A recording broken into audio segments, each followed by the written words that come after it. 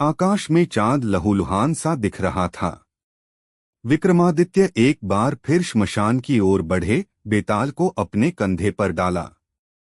बेताल फिर बोल उठा, राजा विक्रम, तुम सच में अडिग हो, पर आज की कहानी तुम्हारे साहस की भी परीक्षा लेगी। यह कहानी है एक ऐसी आत्मा की जिसने विवाह के लिए मौत को भी धता बता दिया। सुनो, मृत आत्मा का विवाह। कहानी मृत आत्मा का विवाह। बंगाल के एक छोटे से गांव में एक लड़की थी, कनिका। वह सुंदर, बुद्धिमान और अत्यंत धार्मिक थी। उसकी सगाई एक धनी युवक अनिरुद्ध से हुई थी। लेकिन विवाह से एक दिन पहले ही अनिरुद्ध की रहस्यमयी मौत हो गई। कोई नहीं जान पाया कि उसकी हत्या कैसे हुई। न खून न निशान, बस उसकी आंखें फटी की फटी रह गई थीं, जैसे उसने कुछ अत्यंत भयावह देखा हो। कनिका टूट गई, पर उसने कहा, मैं वचन निभाऊंगी। चाहे अनिरुद्ध इस दुनिया में न हो, मैं फिर भी उसी से विवाह करूंगी। लोगों ने समझाया, रोका, पर वह नहीं मानी।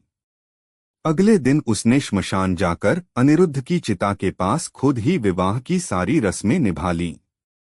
उसी रात जब गांव सो रहा था, कनिका के घर से अजीब आवाजें आने लगीं। शहनाइयों की, घंटियों की और कुछ अजीब सी फुसफुसाहटें। सुबह उसका कमरा भीतर से बंद मिला। दरवाजा तोड़ा गया, अंदर वह अकेली नहीं थी। उसके पास अनिरुद्ध की लाश बैठी थी, मुस्कुराती हुई। और कनिका मृत पड़ी थी, पर उसके चेहरे पर भी मुस्कान थी। गांव वालों ने डर के मारे वह घर जला दिया। लेकिन अगली कई रातों तक लोगों ने वहां से शहनाइयों की आवाजें, सिंदूर की महक और किसी के पायल की झंकार सुनी। कुछ कहते हैं वह आत्मा नहीं मरी थी। उसने कनिका को साथ ले जाकर उस विवाह को पूरा किया जो अधूरा रह गया था।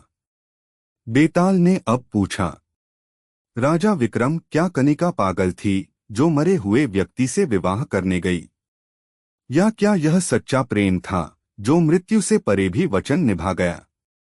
विक्रम ने उत्तर दिया, कनिका पागल नहीं थी, बल्कि उसका प्रेम इतना प्रबल था कि उसने सामाजिक भय और मृत्यु की सीमा को भी पार कर दिया। जब व्यक्ति मृत्यु को भी प्रेम के मार्ग में बाधा न माने, तो वह प्रेम ही नहीं, तपस्या बन जाता है। बेताल ठहाका लगाकर हंसा। सही उत्तर, पर तुम फिर बोल पड़े, इसलिए मैं फिर उड़ चला।